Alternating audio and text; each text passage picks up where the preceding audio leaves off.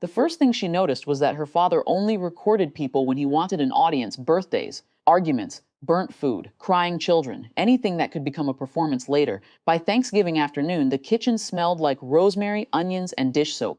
Plates covered every counter. Her older brother watched football from the living room, while her sister scrolled recipes. She had no intention of helping cook. Their mother moved between rooms, pretending not to notice who was actually doing the work. She was carrying serving bowls to the dining table when she heard her father laugh behind his phone. "Hold still," he said. She turned halfway. He filmed her balancing a stack of plates against her hip while reaching for napkins. "Look at this facial," he said while typing the caption directly over the video. "She was always a servant." Her brother laughed immediately, reflexively, the way people laugh when they recognize the family script and know their role in it. Her sister leaned over his shoulder. "Post the one where she almost dropped the tray." Their father did. The sound that bothered her most wasn't the laughter, it was the normalcy. Nobody looked uncomfortable. Nobody said, "Maybe that's cruel." The humiliation wasn't even emotional enough to qualify as a fight anymore. It was tradition dressed as humor. She stood there another few seconds holding the plates, then she set them down carefully. "I'm leaving," she said. Her mother sighed without turning around. "Don't make today difficult." That almost made her laugh. Outside, the November air felt sharp enough to wake her up. She drove home with the radio off. At a stoplight, her phone buzzed 3 times with notifications from relatives reacting to the Facebook post. One aunt commented laughing emojis. An old classmate reacted with a sad face. Her father replied to someone, "If she worked this hard on her life, she'd be married by now." She muted the thread. That night, nobody called. Around 10 the next morning, her sister finally texted, "Why can't I withdraw $2,000 from your account? Not. Are you okay? Not. Dad went too far. Just panic." She stared at the message until another one appeared. The card declined. Then "call me now." Something inside her that had spent years staying will finally snapped. Not loudly, but completely. She called. "What do you mean your account?" she asked. Her sister exhaled hard. "Don't start. I need the transfer fixed." "The transfer, the automatic one, for the rent."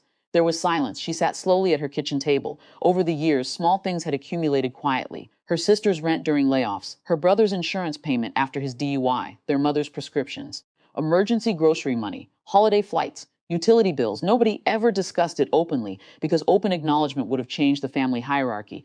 It was easier to call her a failure while using her stability. "You told Dad I was borrowing occasionally," her sister said carefully. "I told nobody anything." Another silence, then softer. "Wait, you removed us." The previous week, after noticing repeated withdrawals she hadn't approved, she had finally gone to the bank and revoked shared access she'd once allowed during their mother's surgery years ago. She almost felt guilty at the time. Now she didn't. Her sister's breathing changed over the line. "You cut everybody off over a Facebook joke." "It wasn't a joke." "Oh my God." "No," she said quietly. "What's happening now is that you realize the joke had a bank account attached to it."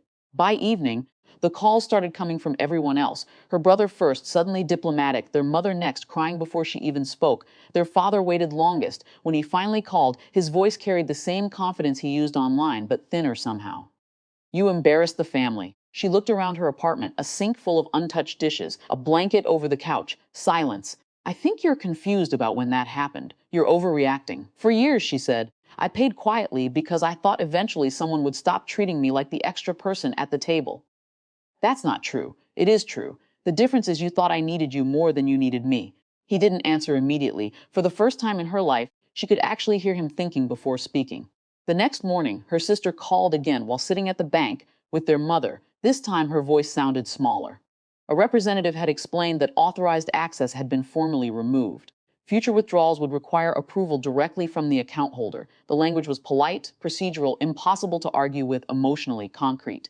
Official, real. Her sister asked if they could figure something out. Not apologize, not yet. But something had shifted. The entitlement now had edges of uncertainty around it. Thanksgiving pictures stayed online all week. In every photo, the table looked beautiful. A few days later, she ordered takeout and ate alone beside her apartment window while rain slid slowly down the glass. Her phone stayed mostly quiet. It hurt more than she expected, but underneath the hurt was something unfamiliar too. Not revenge, not triumph, just the unsettling realization that her absence finally had weight.